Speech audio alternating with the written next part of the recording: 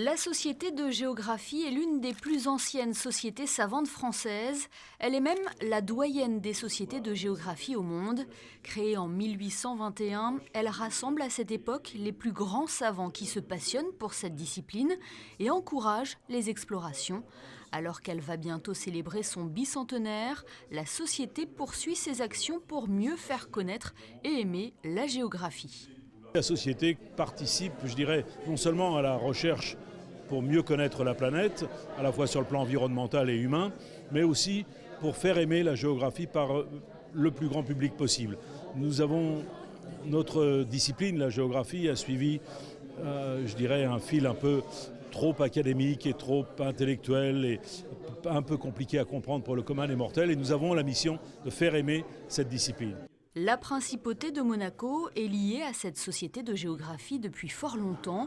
Le prince Albert Ier en était un membre éminent, tout comme le prince Régnier III, qui a fondé le Grand Prix des sciences de la mer à l'occasion du 150e anniversaire de la société en 1971.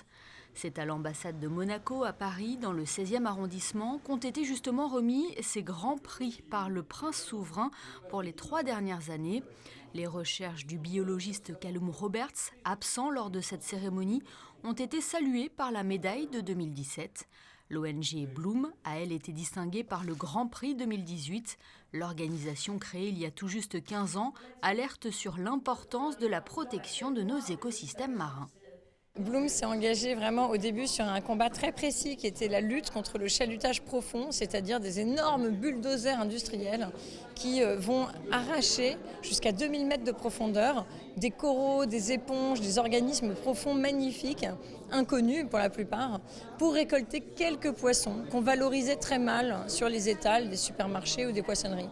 Et cette destruction à grande échelle d'un milieu très peu connu en fait et très très fragile, l'océan profond, c'était une aberration qui nous a vraiment mis en mouvement.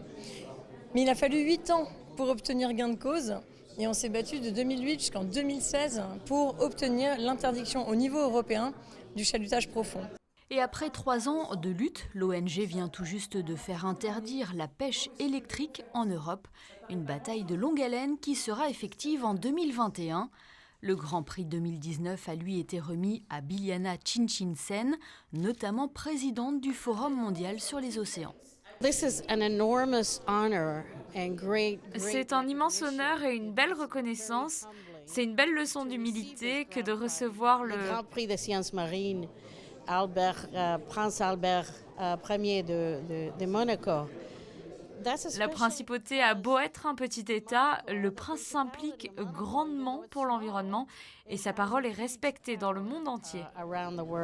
3 prix pour un même combat auront donc été remis lors de cette cérémonie.